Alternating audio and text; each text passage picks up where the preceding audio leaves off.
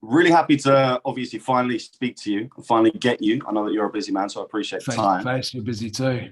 Yep, it's a fun life, right? But it is. Well, actually, that's a very good question. I mean, how do you keep yourself busy just on a normal sort of day-by-day basis? I know that you've had a fair bit going on recently, but what's a normal day-to-day look like for you, Stephen? I get up at about maybe 8 or 9 in the morning, and then I'll train. Fucking every morning's the same. I don't eat till after lunch, so I'll eat probably about 3 or 4 in the afternoon, and then I'll get up, train, and then after that, probably answering emails, phone calls, getting back to messages that I had the night before. And then I do a lot of market research for crypto, do a lot of market research for stocks. And then I have a few things back in Australia that I keep on top of as well. And so it's a lot of research, I would say, during the day. Okay. And I mean, obviously, so you're living where now? Dubai, right? I'm in Poland now, in Warsaw. Poland? Yeah. Oh, well, there's a beautiful place, tons and tons of history. I mean, what originally made you move? I mean, obviously it's Australia, but give me a sort of in-depth. I mean, what was the process like for you to go from Australia? Because then you moved to Dubai for a little while and now you're here, right? So, I got my Dubai residency, went through the program there. Beautiful country as well. And I just like Dubai. I think that it's got a lot of potential in the future because I think they're going to attract a lot of tech. It seems that they've got a very strong foundation. It's quite safe. They've got a lot of tax benefits to being there. And I think that they'll bring a good part of the tech sector there eventually. They got good internet, good infrastructure, good leadership, very strong leadership. Part of their good traits are that they've got very strong leadership. So almost to the point where they don't really have, people going out and riot, like doing protests and things like that. So it's a lot easier to get things done. It's sort of like, the one decisive party can make a big decision and they can get their own sort of vision happening over there, which seems to be happening. It's a good place. And yeah, it seems to work well. It's very multicultural over there. And I think that it's a great place for entrepreneurs because of the tax benefits. And it seems that they're trying to bring in a lot of new blood there. So they make it quite attractive for new people. And I find, Dubai is a great place. I don't know if I would be there all year because it can be in the summer there at 45 Celsius, every single day. You see guys, like you see them on the highway, the car will pretty much blow up because they're driving around. It's just insanely humid, hot. But yeah, it's a beautiful country. It's got very strong leadership and I quite like it. But I would imagine that I'll be spending 3 to 6 months of the year in Europe. And what got me out of Australia, I think that after all the sort of virus stuff was the final nail in the coffin for me with Australia. Just how they could do the extensive lockdowns, all the other shit, the compliance sort of mandatory things that you had to do around that. And I don't know, I was paying nearly 50% tax there. And I just don't think that I was getting that sort of treatment. I'd paid $1 million in tax in the last probably 4 years there, and I just wasn't getting $1 million worth of service by a long shot. So I think that there's no real reason to be too loyal to one country now, like so loyal that you just stay there to the bitter end because the world now is just so, yourself, just how accessible it is and how in Australia, especially, I think part of the reason guys stay in Australia, they've got a very good marketing campaign. They call it, the lucky country and this and sort of that. I think that it is very good marketing and you're paying 50% tax, or even if you're earning 50K a year, you're still probably paying 30+% tax. Wow. So it's considerable, you're not really getting that sort of service. And over a lifetime, it starts to add up because that's 30%, 40% that you couldn't reinvest into the market. Yep. So then when you retire, you're losing a whole lot of money. And over there, people really rely on their super. They're not really taught investing and things like that for their own future. And your super just seems to get harder. It's sort of like a 401k. It gets harder to get. They can change the rules. When I was younger, it was 60. You had to be 60 to get your super out, which they put money in every year aside and the super company invests it for you. They charge fees. And then the idea is that you'll get it when you're 60 and it aids into retirement. But then they changed that to 65 and now they're talking about changing it to 70. So there'll be a percentage of people that have put their money in their whole life, but they'll die before they even get access to it. And what good is retirement at 70? That's why we do what we do. And we don't do what we do. be what good's a Ferrari when your fucking dick doesn't even work? You can't do anything. Exactly. It's Yeah, when your dick's not working, and the only thing that the women are checking out is your Ferrari for about 2 seconds, and then that's it. all of a sudden now you've got $1,000 a night that you've got to pay for a random woman that you don't even know. Yeah, and, I mean, big pills, nothing works.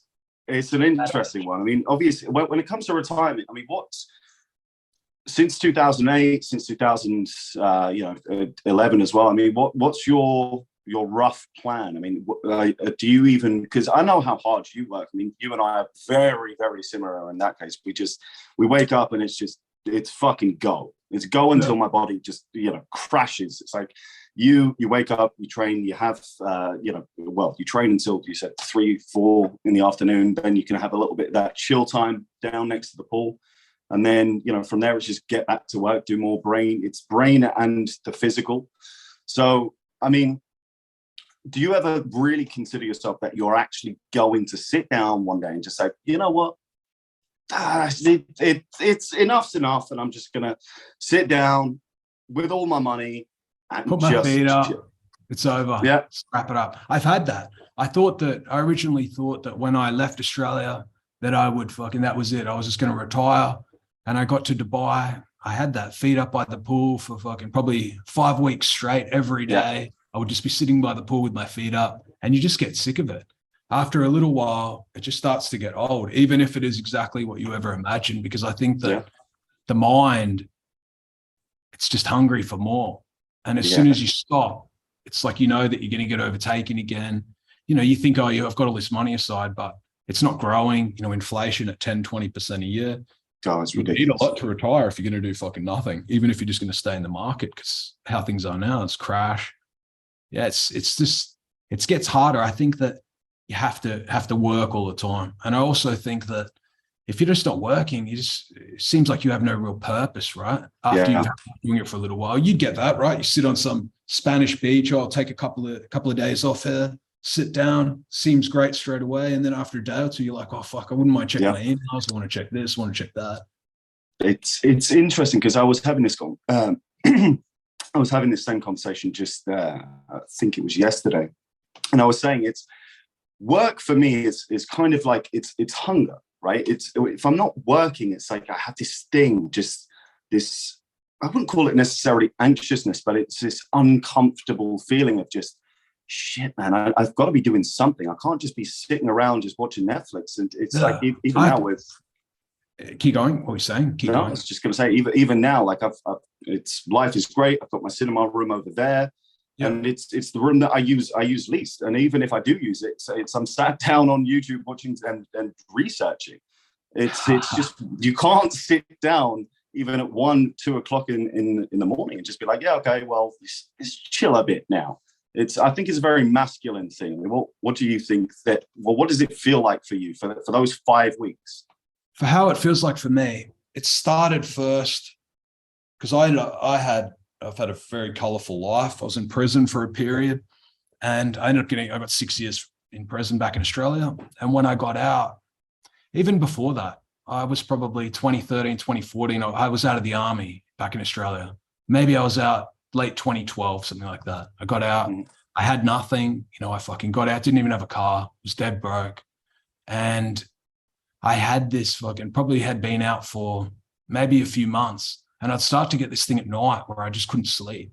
I'd be sitting up till probably about 2 or 3 at night. And I would just think like, fuck, I need to do a lot more. Like, I'm just not doing enough.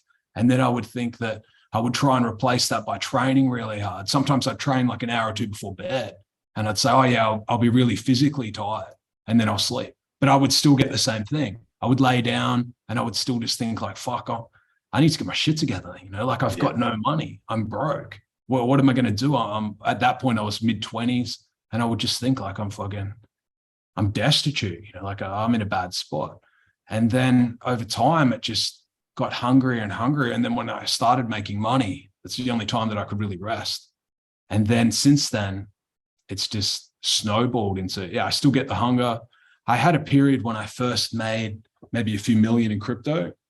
And then I had this period of, it was probably a year or something where I just didn't really want to do anything. I'd made a few million, and then I thought like, yeah, I can take the foot off the gas. The hunger had disappeared. And then I was back in Australia again, and the hunger just came back one night. I remember that I'd lost a considerable amount of money in the bear market for the last crypto market. And I had lost millions of dollars holding fucking just shit coins that had crashed about 80-90%. So I lost millions. Ultimately, I'd make that back. But that's sort of when the hunger started again, because I realized like it's kind of easy come, easy go. Yep. If you're not bringing money in, it's very easy to lose, spend. You're either really growing or you're going backwards, right? You can't really just be like staying still or trying to maintain the lifestyle you have, because inflation and things they're sucking that lifestyle down. So your average today, if you say I'll just coast, over time that's heading down anyway. So you have to always try and be expanding, always growing.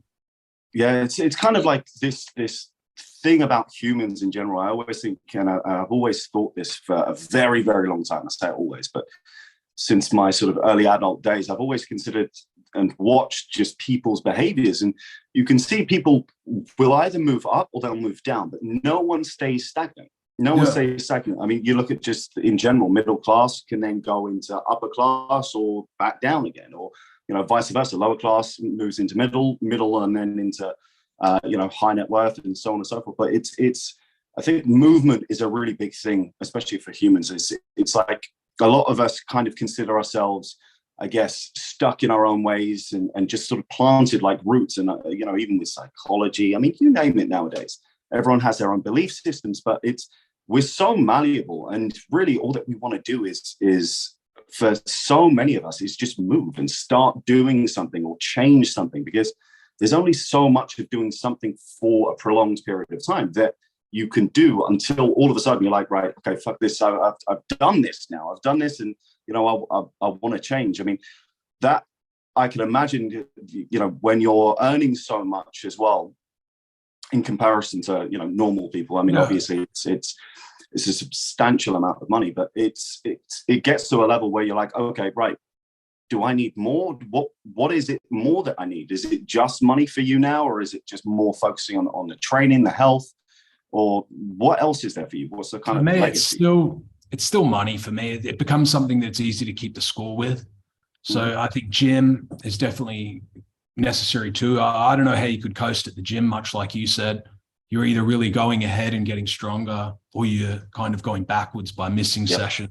I don't think anyone goes to the gym and says, I just want to stay. I'm benching 80 kilos today, and I just want to bench 80 kilos for the rest of my life, or until I'm 60 or 50. I think everyone's trying to go up until they take a big break and then they go down, or they have injuries, things like that. But I think, it's much like movement's kind of like your life, right? Like it keeps something alive. It's like money. Yeah. If the money's not moving out, so more can come back in. If you've got millions of dollars in the bank, if you're not investing that money, it's ultimately going to disappear over time. You spend it. I remember when I first made $1 million, I thought because when I was a kid, I used to think, $1 million you can buy so much with. Yeah. I could just immediately retire.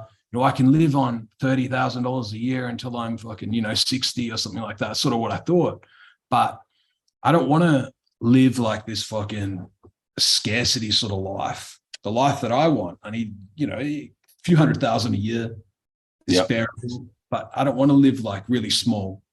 Yeah, it's just not what I'm about, and it's not what I like to encourage. Because when you sort of play in that sort of scarcity mindset, you ultimately lose, right? It's like the old saying: "He who has a lot, more is given, and he who has little, what little he has gets taken away." It's like that with women. You know about women, I would consider you somewhat of an expert in that field, and you would see the guys that just have no women. It's often sort of they've got an extreme scarcity around women. They're trying all the time. They're on Tinder all day, fucking trying to get matches and messaging girls and messaging friends, girls. That anything goes.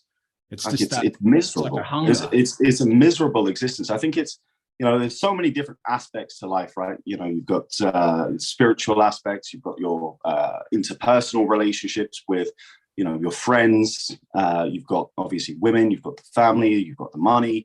Then you've got obviously your own personal health, but there's so many different aspects to it. But I see now so many people just focusing on one specific aspect, especially, and it's terrifies me seeing how many young men are just focused on the one thing, which is women. And it's like, hold on a second, look, to even get a woman actually genuinely interested in you, you have to be someone interesting. I find that I sit down with people every once in a blue moon. Someone invites me to go to like a group event, or maybe it's like one of my goddaughter's birthday parties and there's like 10, 15, 20 people there. A couple of people that I don't know, go over, just be polite, start talking to them.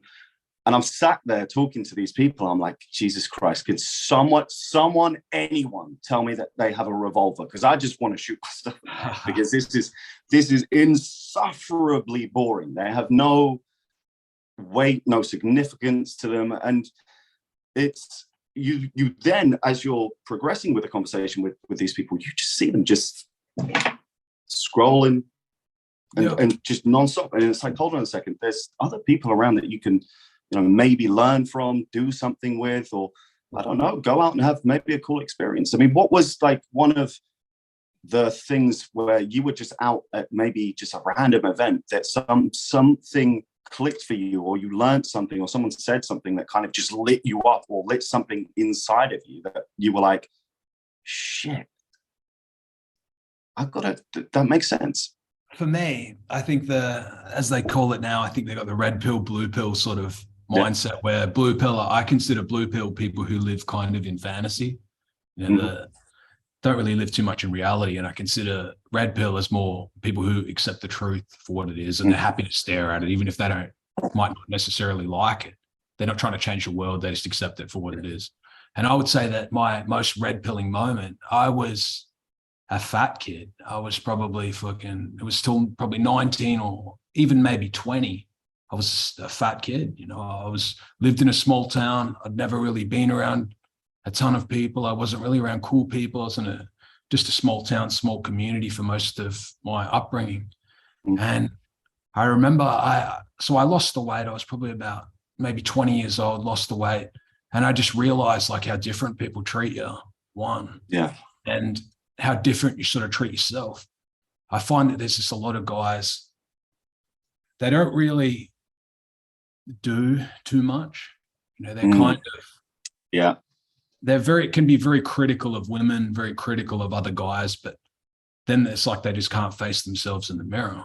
But often I'll say, oh, I don't like this chick, this fat chick, or these chicks are fucking, bitches or whatever. And then it's some fat dude, and he doesn't do fucking anything other than when he gets home, he just sits on the computer, sits on Reddit all day and insults other women. It's like, I think, and I love that as well, because me, when I was a child, I abused a kid from I think it was like 7 years old until like I think it was 10 and a half, maybe 11 or so, thrown out 2-story window, blah blah blah, beaten up the shit out of with a cricket bat, thrown down the stairs, blah blah blah, you name it.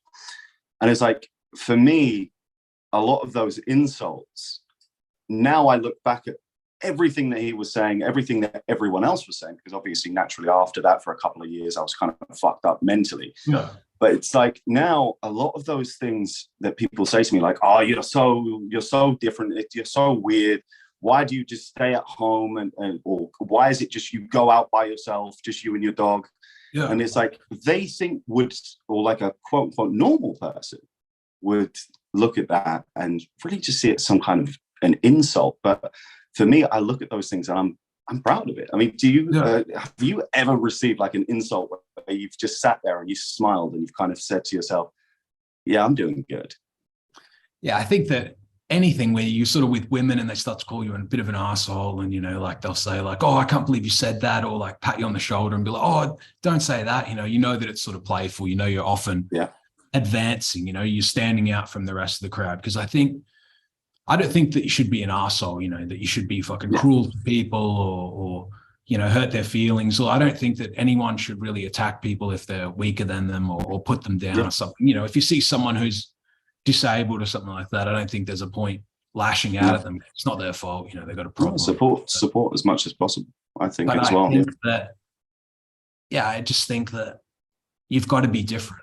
I think that everyone now, like, they'll jump on YouTube, they'll jump on fucking Instagram, and they'll just try and be whoever's got those millions of followers. They'll say, like, more like a lot of guys, because you see chicks do that, right? Like they'll see the Kim Kardashians and things like that, and they start to emulate it a bit more, change their body and things like that over the years. It becomes sort of mainstream accepted. Whereas now I think that guys are doing that too, where they'll see someone and then they'll think like, I can just role play as this guy. This guy's got heaps of girls. So I can just, he does this and he does that. So if I start to do that, then surely I'll get all this attention and I'll copy him in all these ways. And I think that it just stunts a lot of their growth, because no one can be you and no one can be me. To even copy another guy, I think that it's quite feminine, and it's also very emasculating, because it wastes a lot of your time. And ultimately you're going to run the course where you turn around and say, fuck, like I can't beat someone at their own game. It's not congruent to me, and people can see it, and women can tell, and fucking guys can tell. You're around a guy and he's acting like the Terminator or something like that. Or even when they're around some of these guys who are around chicks, they act like fucking some super robot. They're like, oh, I can't laugh. I can't tell a joke. I can't let her know that she's like upset me. So I'm just going to stand in the corner like this, be angry, stand there, just and fucking intimidate everyone the whole night. Won't do anything. It just doesn't fucking work. It's just not fun. And girls and guys, they want to have fun. And guys like to do business with guys that make them feel good, and they want to have fun. They don't want to do business with someone that they're around and they're like, oh, I'm a bit fucking like off about him. Something's off. He doesn't talk a lot. He's not fun. We can't just go to the pub. He's aggressive, or he's fucking like, he's not good around women. He's weird around them. He abuses them, like yells at them and things like that. And it rubs off on whoever you're with. And that sort of vibe, people don't like it. So I'm much like you. Like if I'm around a guy and I see that he's not fun, I know straight away he doesn't really have success with women, specifically younger women, because the ones, 18 to 25 especially, they just like to have a lot of fun. They don't want to be around fucking guys that are trying to be like Hercules. It's just, and a lot of the time too, you'll see women and they'll turn around and be like, oh, he's overcompensating. He's got that small dick energy thing. And they do genuinely believe that, because, and maybe it's true, because it's kind of like, I'm going to be this real hard exterior and I'm going to burn them before they burn me. I think it's a lot of guys are sort of like that.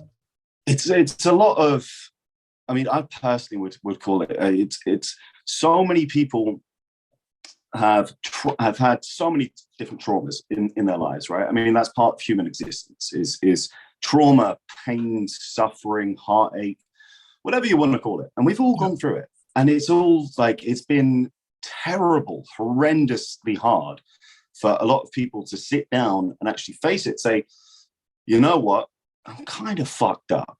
I'm kind of fucked up. Let me sit down.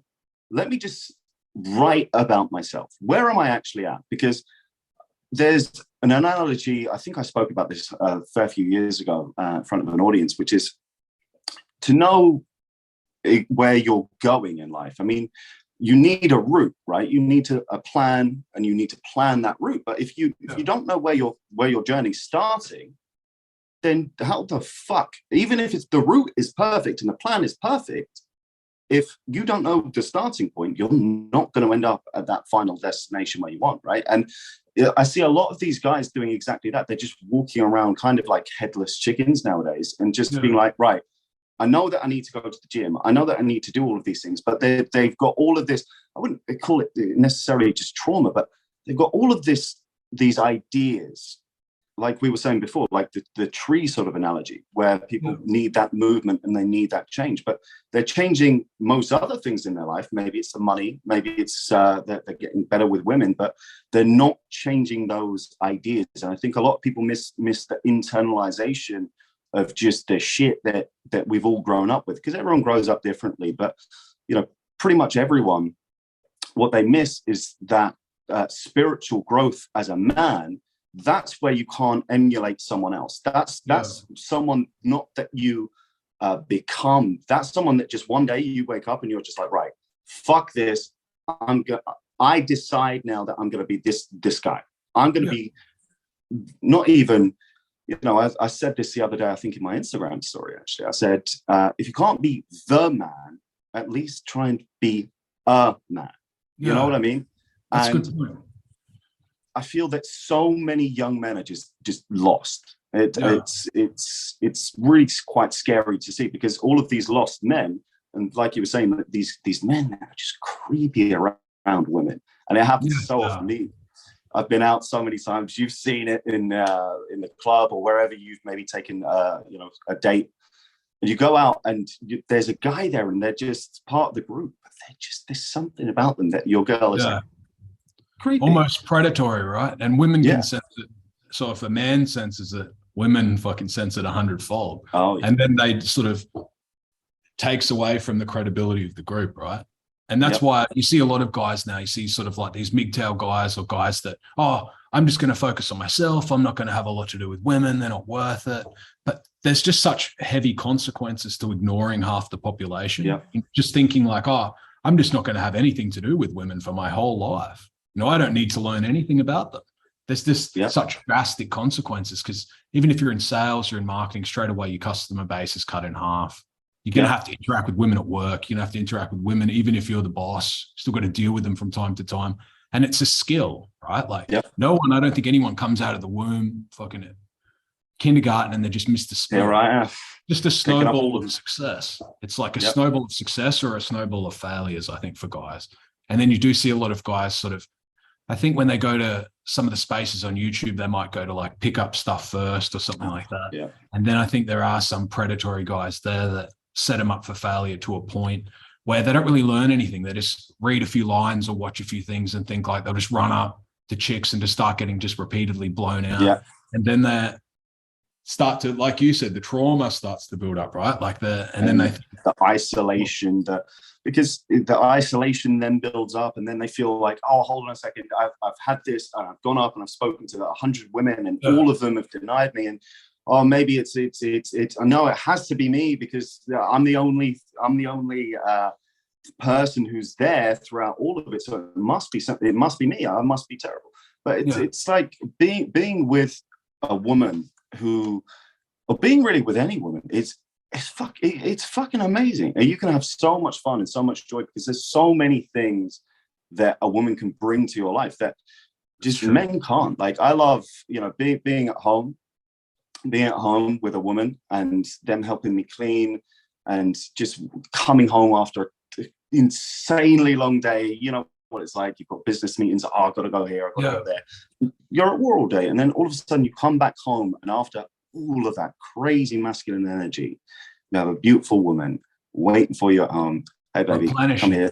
Yeah, it's like replenishing. And it's almost like an ethereal feeling that I think men also need to feel, because we're all humans. We're all supposed to feel love, and I feel love from my friends, just like I feel love from you.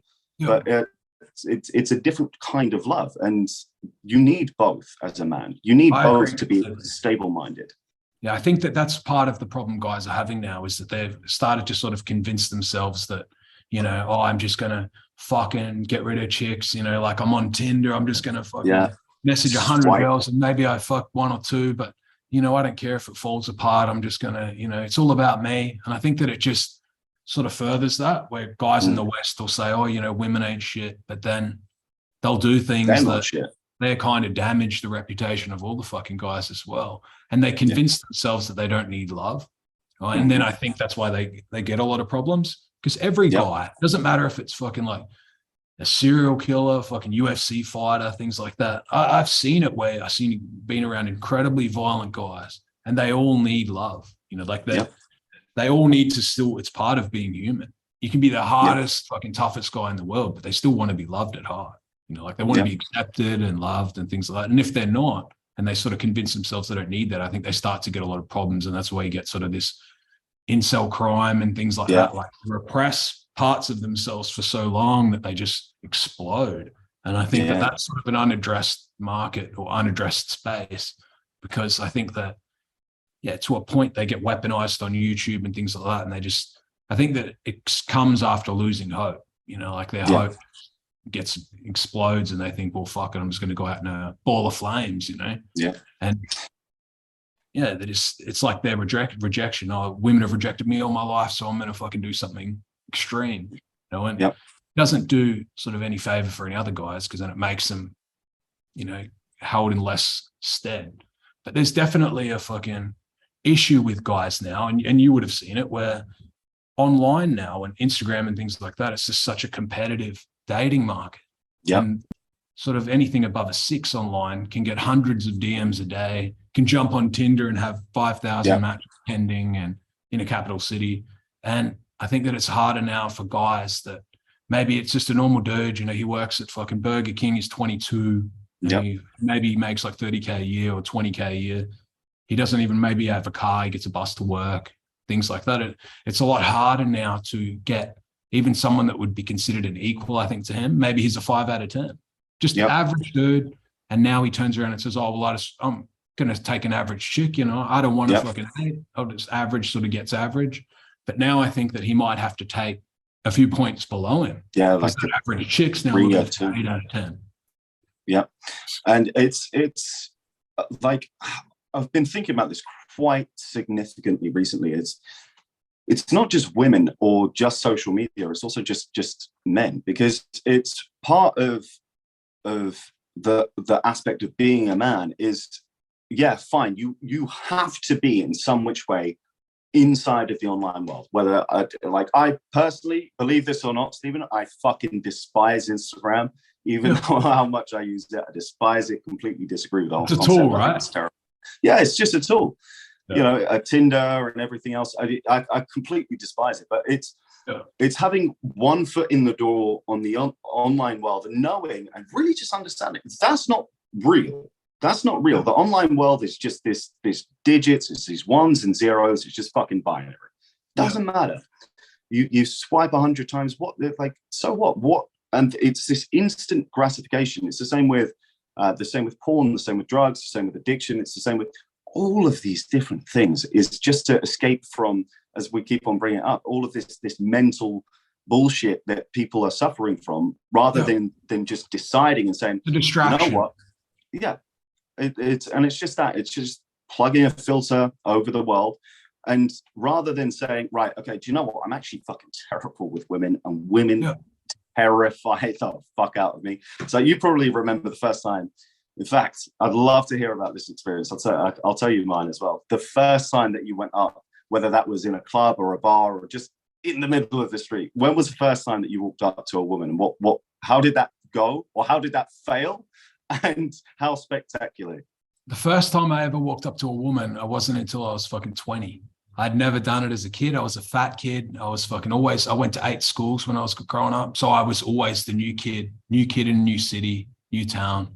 And I really didn't know anyone, you know, like I was really sort of a transient fucking schooling. I was always new. I was fat. I remember just being a fat dude. So clothes just never really fit right. Never liked how I looked. I was awkward around girls, convinced that I was like, had that social anxiety. When you're a kid, you know, this is before YouTube, before fucking, even the forums were a big thing. This would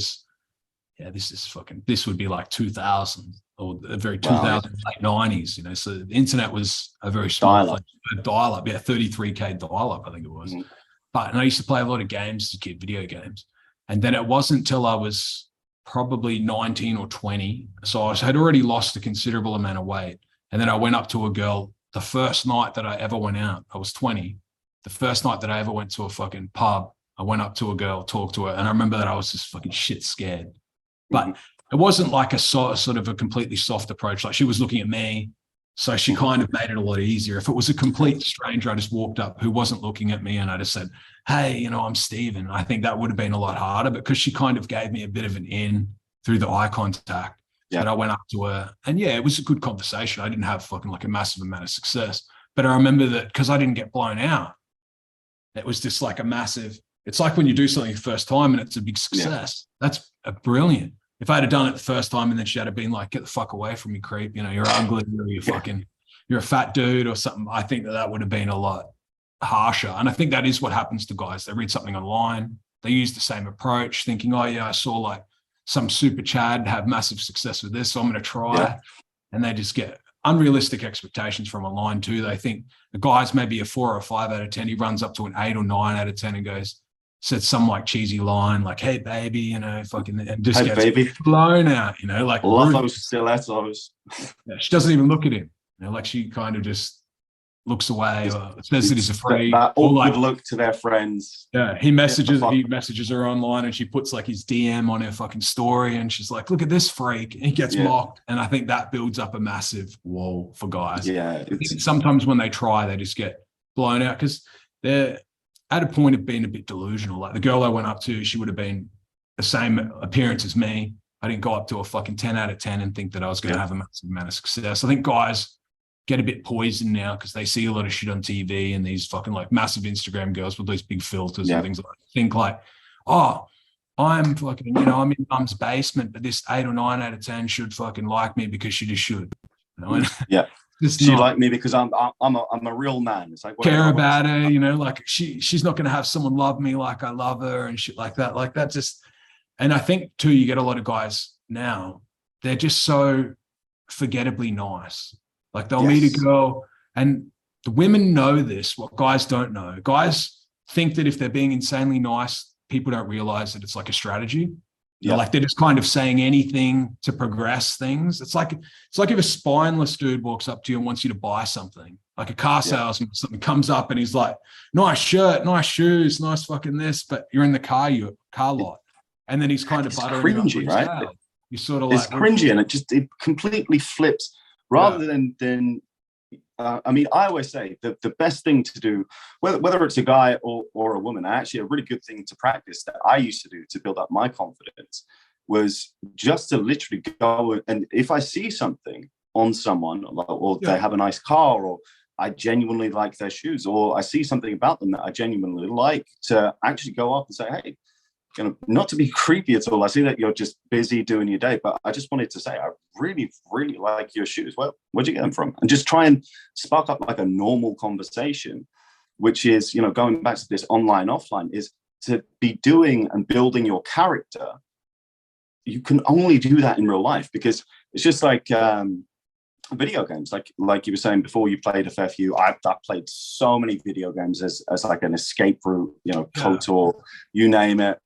I played it, and you know, it's one of those things. You can only build up your character in a game by getting more and more experience. You can only build up your real character and your genuine spiritual personality as a person if you're doing it in real life. And you can do it online. You know, like if you look at my Instagram, your Instagram, you know, they're amazing. But you then see us in person, and all of a sudden, it's congruent with who we actually are. And in fact, my girlfriend, she said to me on the first date, she said, well, I was actually really, really surprised, because you're actually a genuinely nice guy, and you're so fun to be around. And I wasn't expecting that. I was expecting you to be super, super serious, because you're always in suits and all of these people want to talk to you all the time, and you're doing this and you're doing that. I wasn't expecting this at all. But it's having both. But I'd always say to have, and really to be normal in nature and in the real world, that's really the key to being happy, because then it doesn't matter. Some idiots who fucking comments on your post, oh, fuck you, guy in a suit, you look like a dick. Great, I've got all of these other people that I can go out for with a beer, or go to the beach, or do whatever I want to. Right now, they love me. So I feel sorry for you, man. You're online. You're the one that's hating just random people that you don't know. It's sad. It's really sad for a lot of people now. It is too, and it's like that fable where you've got the fox and the fucking berries, and he looks up at the top of the tree and he goes, you know, like fucking, I'm going to try and jump up and get the really good ones, the ones that are on the branch, and he just keeps falling short again and again and again, and he keeps trying, failing. And then he eventually just takes the fucking ones that have fallen on the ground. They're all fucking spoiled, rotten, shit. And he goes, oh, I bet the ones that are up there taste like shit anyway. It's kind of like guys have sort of accepted like that with women. And they're like, oh, yeah, she's hot, but she's probably a total fucking twat. Oh, yeah. Like, I just know that she's a bitch and she's this and that. And that's not true. Just because a chick's a fucking 8 or 9 out of 10 does not mean that she's going to be more of a bitch than a 2 out of 10. Sometimes you see girls, they can be completely delusional and fat and ugly. It doesn't mean that. There's still plenty of cool girls that are fucking hot.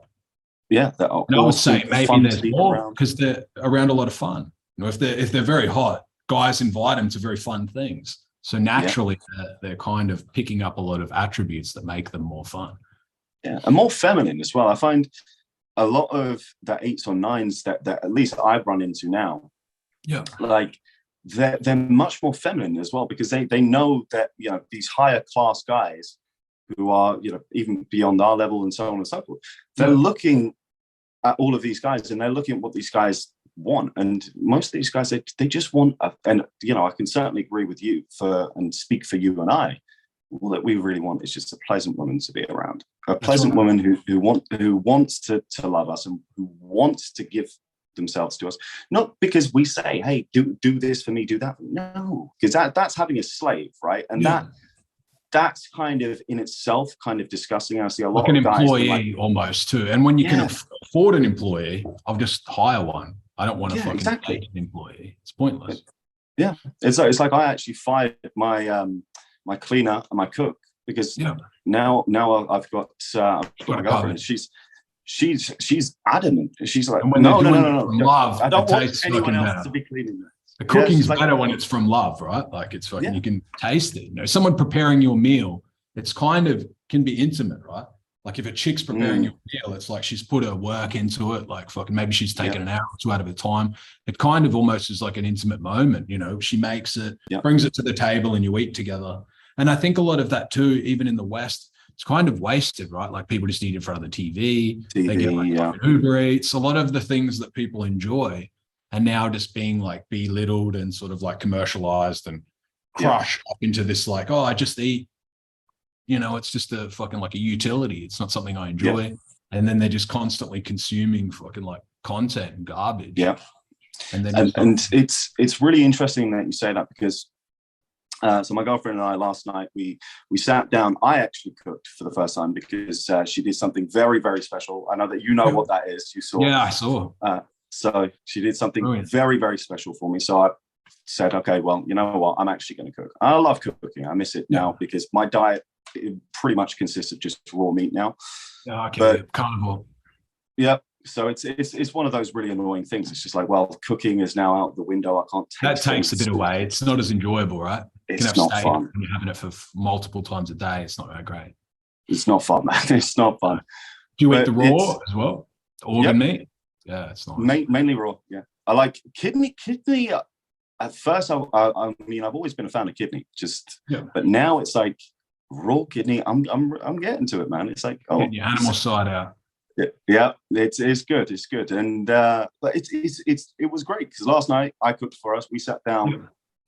We sat down at the table, you know, just talking about X, Y, and Z. She's telling me about what kind of things that she really wants to do and plan for the next couple of years, and just talking.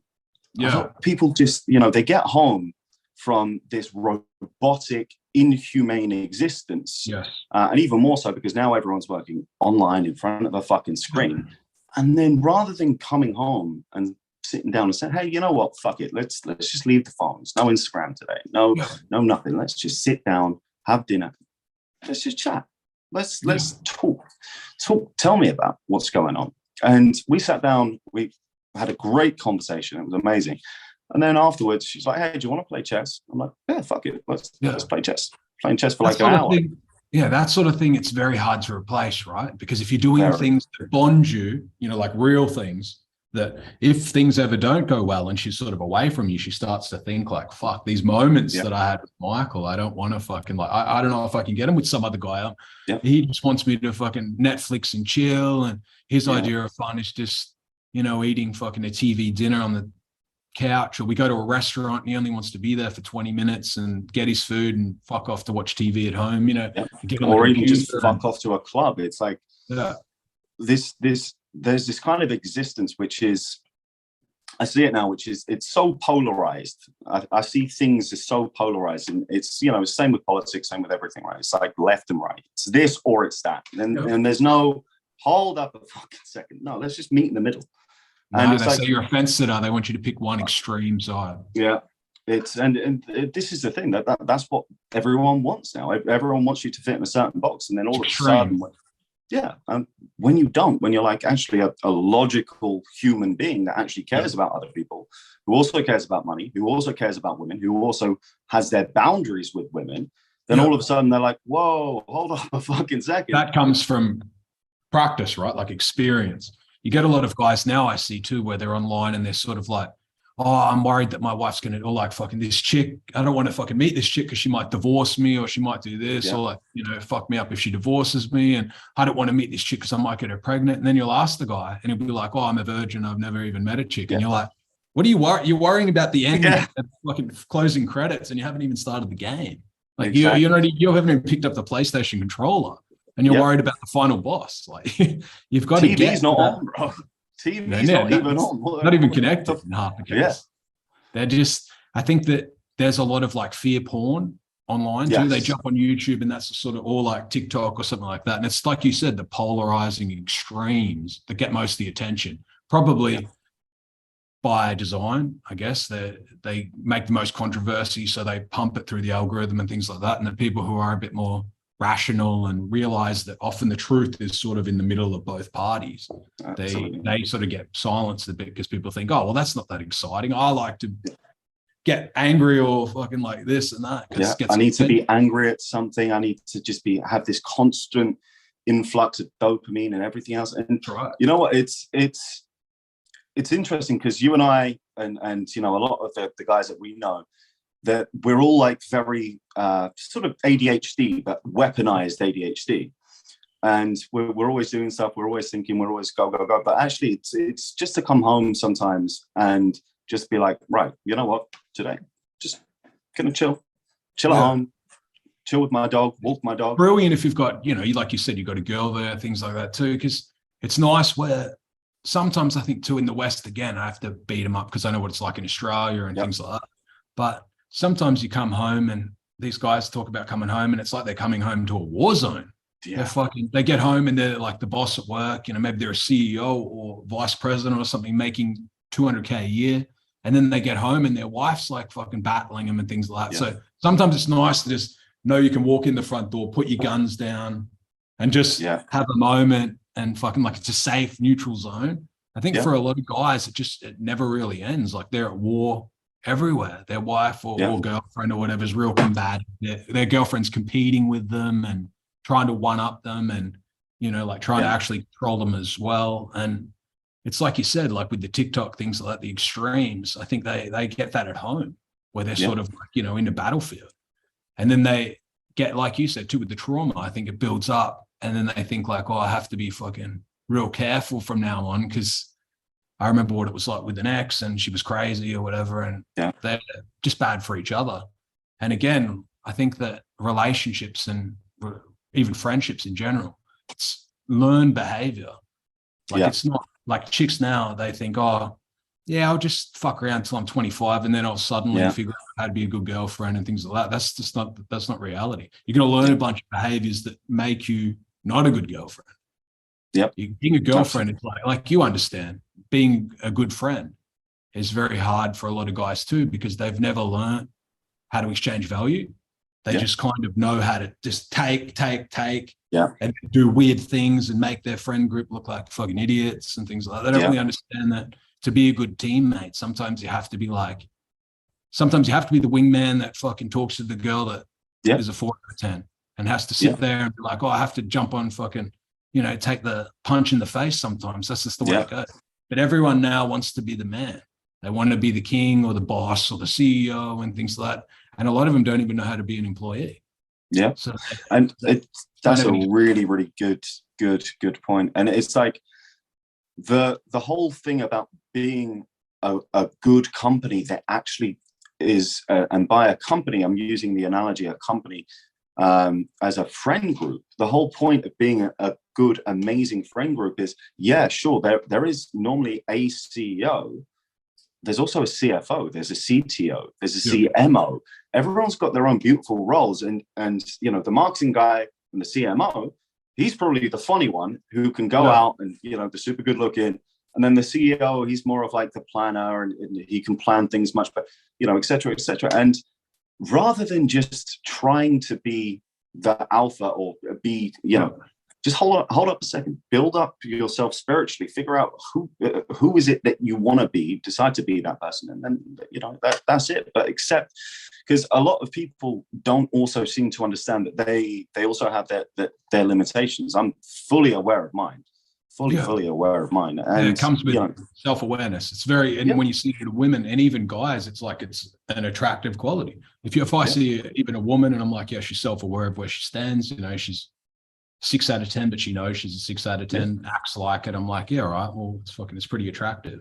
Yeah. And with guys, I think, like you said with the CEO reference, I think a lot of guys now, they are obsessed with this alpha male crap. They have to be this super fucking alpha and really loud and obnoxious and people know that it's a front. Everyone knows that it's pretend, and you're using it as a strategy, and it's not going to be congruent. And also there can't be a world full of alphas. It's just 95% or more of the world are like beta males, but they don't understand and that's just by design. If everyone was an alpha Chad, nothing would fucking get done. Yeah. Everyone would be battling and fighting and things like that. And then in the friends group reference, it's, you've just got to know where you stand. And people think, I have to be the loud one or the fucking one that gets all the attention or the one that's got all the girls, and I have to compete with my brothers and things like that. And I like to, one up my friends, and we're all competing with each other. They don't understand that a good friends group, you can get a lot accomplished. You know what it's like with the brotherhood. When brothers get together, you can get loads done. Yeah, but you have to be a good teammate. Exactly that. And it's being a good teammate, but it's also, a lot of, I'm pretty sure that you'd agree with this from our conversations. It's like a lot of men now, what they don't also realize is it's not all about you. And when someone else is winning, when you've got someone that's on your team, that's in the company, and they get a raise, or they get the higher position than you, and they've just accomplished something, rather than being jealous or pissed off or upset, be like, bro, hey, I just saw that you did this awesome thing that I would have loved to have accomplished, or I don't think I can do that. But you've done it. I'm so happy for you, man. I'm so happy for you. And that for me, that's one of the things that I think, it brings me so much fucking joy. Like, whether it's spiritual, I don't know, but it's one of the things that makes me happiest when I see one of our guys in our friend group who's like, they sat out and they say, right, I'm going to do this thing. And you're like, yep, whatever you need, I'll help you with it. And then they just kind of disappear. And then they come back a couple of weeks later and they're like, guys, I've done it. And we're all like, yeah, you're the fucking man, bro. Let's go out. And even fucking I know, part of why I sort of like building a platform too is that I can platform my friends. Once as I climb up, I can help them up, and that's just the way that it goes. If you're a brotherhood, like someone might get promoted and people hire their friends, right? Like we know at the higher end of networking and things like that, and executives and companies, things like that, they hire people that they like, people they trust, and people that they like to be around. A lot of guys think like, oh, but I'm the best fucking, I'm the best fit for this. I'm the best employee. You might be 10 times better than his friend. Maybe you know everything about computer programming or something. The guy that he hires doesn't really know a lot. He trusts the guy. He knows that the guy is not going to burn him, not going to try and compete with him, not going to try and take his position, or like, shit talk him to the bigger boss. People don't really play that position. I see it all the time with fucking, just everywhere that I am. You see people bitch about their boss, or they'll go around their boss to the higher boss, and then they'll be like, oh, I don't know why people are pissed off at me. And they don't understand. What did I do wrong? I was following the rule books, and it's just that, you could be the best at what you do. You could be the best of the best. You could be the even, world level. You could be the best of the best, but unless you're the best friend, you're not getting that fucking position. Right. And that's where people mistake talent and capability, which I don't disagree that you need to be a capable person, especially as a man. I mean, my definition of a man is just that you need to be as capable as possible. If there's X, Y, or Z problem, you're the person that someone calls to fix it. But you forget, or most people forget, just the fact that it all starts with friendships, because it's you can go to all of these dumb ass networking events that I'm sure it's insufferable. I fucking hate them. You go to these 4 networking this networking that, and you just go and you're like, everyone just wants to sell their shit, right? Yeah. Everyone's there to sell their shit. Just take, not give anything. I want to get what I can get. It's all about me. Yeah. And it's very transparent. I mean, networking is and sales. I mean, it's just one of those aspects of life, which it's a learnable skill, but you also have to repress all of that programming that you've kind of learned up to that point. Like, yeah, you need to be the loudest. It's very intuitive to go and say, oh, okay, if I'm really loud, as you were, when you're a child, if you start crying, and mummy and daddy always look after you when you were crying, then you get used to that. Oh, okay, so if I go and I'm just the loudest person and the loudest voice in the room, I'm going to get heard. No. Well, you might get heard for a couple of seconds, but then when everyone sees that you're an arsehole, they're not going to want to see it again. Yeah. And it's like that too. You just, with women too, like, oh, maybe you see like an 8 or a 9 out of 10. I'm willing to go down to a 7 if she's very pleasant. It's like a guy, like he might be the fucking best in the world. Maybe he's an 8 or 9 in that area, but the CEO is willing to go down to get those other qualities, like you said, like friendship and loyalty, and someone they know isn't going to try and snake them behind their back, or someone who's consistently proven themselves and things like that. And you see a lot of that where, like you said, the networking events, I think a lot of that stuff now sort of starts in the schools and things like that, where they network in the schools. Like if you send your kid, you're happy to pay the extra amount to send your children to a school where a lot of other influential people send their kids. They learn at a young age, like, oh yeah, I know this person who's going to go on to become, his dad owns this company and it's a very highly valued company. So the chances that if they like you, that they'll be like, yeah, we've been to school together, get him through. I do understand that. I think that people say, oh, why are private school fees so expensive? I think that's part of what it is. Yeah. Whereas if you're at a public school and you turn around and the people are fucking fighting each other with knives and shit, it goes the other way. Yeah. We've all been there. I went to school with that guy and fucking now I'm going to drag him down as I get older. Yeah. So I think that people pay for exclusivity. Yeah. Yeah, but I think that with guys, it's just they're being programmed to sort of fail, I think. Programmed to be, I don't know, like almost that black pill that they talk about, where they just accept that there's just not a lot of hope in a lot of different things. I think inflation and the financial system and things like that have crushed them, all these monetary policies and that. So if you're on 20 or 30K a year, you're just really getting hurt. Got to pay rent and things like that. And they're sort of, in Australia especially, like property prices are so high that a lot of guys I know, and they'll be on 80 or 100K a year and they'll just say, oh, I just can't get in the market. Like I know that I'll live my whole life and probably never even be able to buy a house. I can't have a family. And you start to think like they probably could afford a family and things like that, but it's sort of like that hope is just being sucked out of their expectations of how their life's going to go is just getting extremely low. They don't have those dreams that people have where they're just like, their reality is getting, I think, the other extreme. Yeah. I think this could be a really, really good closing question, I think, actually. Because I agree with you 100%. And those men, that they've lost the hope in themselves, hope in the future, hope to be a capable person and to be a capable man and to be able to go out into, the real world after school or university and actually be someone and make something of their lives.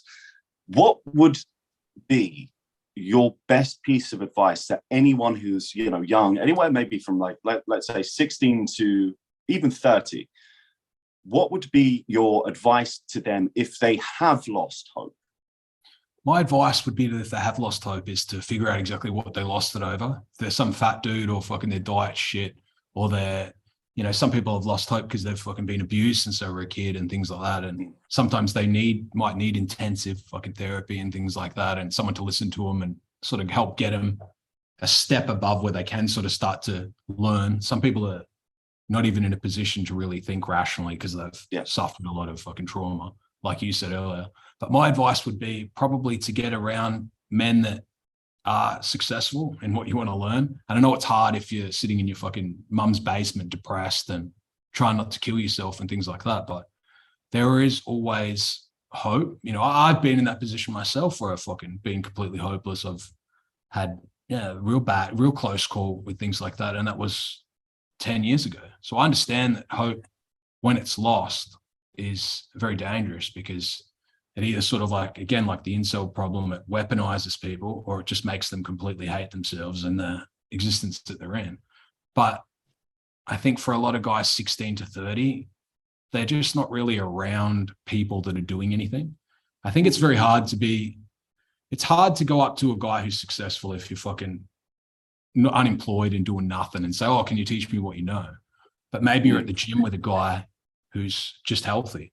Like, he's just a healthy guy, and you can sort of pick up their behaviors and see how they act and things like that. And I think that a lot of guys would go further in life if they didn't sit around thinking how many chicks they can go on dates with, and actually just started meeting guys that they had respect for and said, oh, do you want to go to lunch, or do you want to go fucking get coffee, or can I get you a lunch, or can I get you a coffee, or something like that? Someone who is successful, or they may not be fucking like successful as fuck, you know, they might not be a millionaire, but they may be just that one rung above you. Yeah. And I think that guys just chasing pussy and porn and fucking like all those drugs and weed, cheap sort of thrills, do sort of sacrifice their future a lot. And I think that there's just a lot to being around guys that are even just a rung above you. Maybe it's just a guy who you're unemployed, but he holds down a job and for 20K respects his body, you know, like he goes to the gym or does something like that. That's one rung that you can sort of be like, oh, well, I'll just emulate this guy. And now I'm on the next rung. And then that goes with time, you know, like it's like anything, like the journey of a fucking 1,000 miles begins with a few steps. You know, you might not be, and I think you get demoralized when you're at the rock bottom, and then you turn on YouTube and you're watching some guy fucking, you know, flying up to space, doing something fucking insane. Oh, I just made $100 million, and you're sitting there like, holy fuck. Some people just need to get realistic and just get that one step.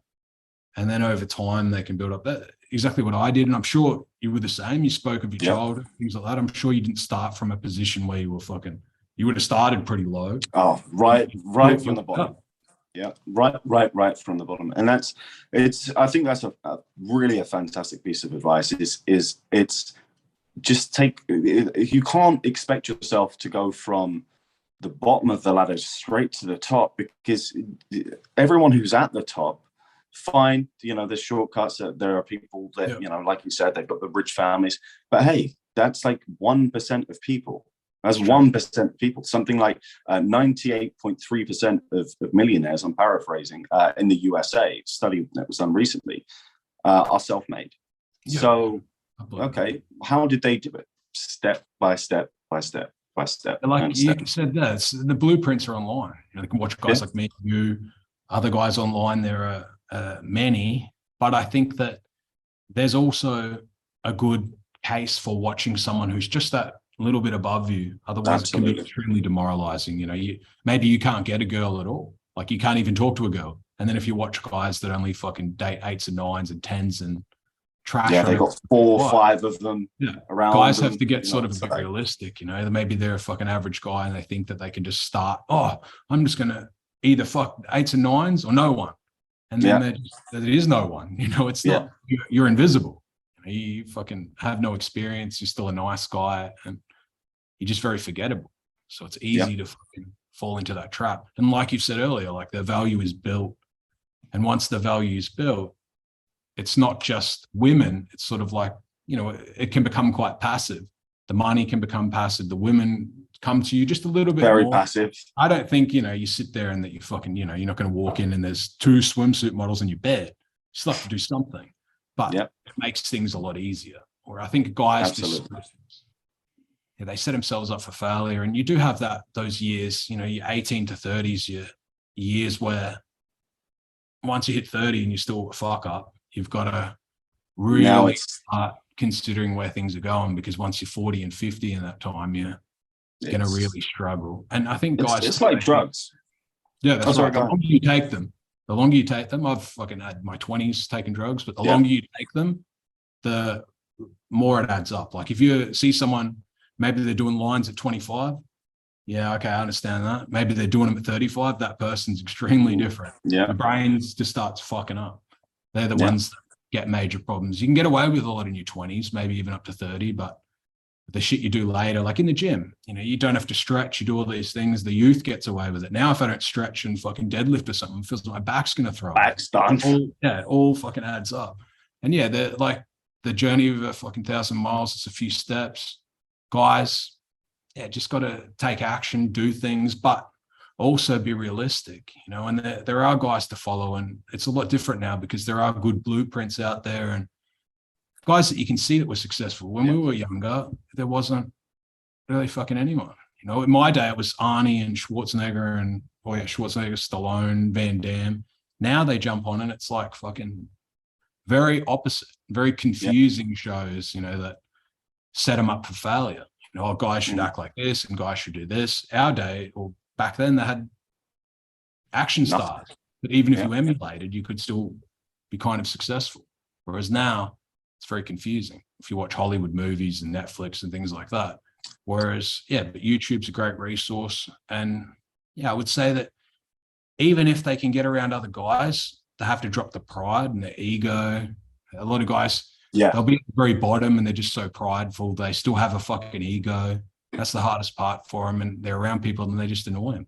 Even if they can go to a successful guy and say, you know, I can help do this for you, or I can do that, or I can save you some time and do this. Instead of hitting guys up on Instagram that are successful and being like, can I fucking teach me this, teach me that, provide value. I can do you a letterhead, I can fucking do you like a website, or I could help you with your website for this, or have you thought about this, or giving them some ideas and things like that. But guys are like kind of like women in the West that just arrive and just think like, oh, I'm just going to take. You know, and people, it just doesn't work, especially for guys when they're higher because they understand their value and a value exchange. Yep. So absolutely, man. Sense of so really, really, really, really great conversation. Genuinely enjoyed it. I'm sure that we're going to have a fair few more. Yeah, for sure. But over on Rumble, for now, for people to find good resources, good men like you, where can they find you on? Yeah, I'm over on Rumble as well as fucking GetUp. I've got a YouTube as well, but I don't use it nearly as much. My name's on there, Stephen Ronald-Bell, all one word. And then on Instagram's the same. And I post my take on the crypto market. I was in a considerably large fund. I was a partner in it a few years ago. And I have a lot of experience in pretty much all markets. So I cover my state of the market. I think I'll make it a monthly thing. And I share a few stories on there, things for guys to sort of take in from my life lessons. I've had a pretty colorful life. And I like to, if anything, to take would be to build a tribe or a crew for themselves. And if they can't build one, to join one for guys. I think all guys need a group, you know, because it's lonely out there on your own. And it's like being out on an island on your own. You're completely isolated from all help and assistance and fucking life. Being on an island by yourself. You're not really human when you're too isolated. And when you're 100%. like that, you miss information. Like we get together and go to networking things or events or dinners and things like that. And you meet other people that are doing things and you go, oh, well, this guy's having a lot of success in this field, or this guy's giving me some information on that I can act on. It's sort of like the success rubs off because you think, oh, well, that's something I should do. He's making great money. But if you're on your own, you're never really getting that quality information. By the time you read it online, some of it's already expired. Old, and that's a really good piece of advice as well. Another one. I wish that we could just sit down all day, which we will. I'll fly out at some point. But definitely, it's like being on an island by yourself. If you've never been taught hunting, the hunter can't teach you. If there's a hunter there, he can teach you how to hunt. If the construction worker, they can show you how to build the hut. If there's someone there that knows something about boating, then guess what? You don't have to be on a fucking island anymore. Exactly, you know what I mean? You've got to get the people that can help you to build that and just make life what it should be, which is fun and constructive, and you know, that upward spiral that you and the guys and I we always talk about. But Stephen, pleasure to sit down with you, brother, and meet you through Zoom and talk and fucking brilliant. Brilliant, as always. Well, look, as Stephen said, follow him on Rumble, follow him on Instagram and Getter. So I'll flash that up on the screen now. And we'll see you guys on the next one. Cheers, brother.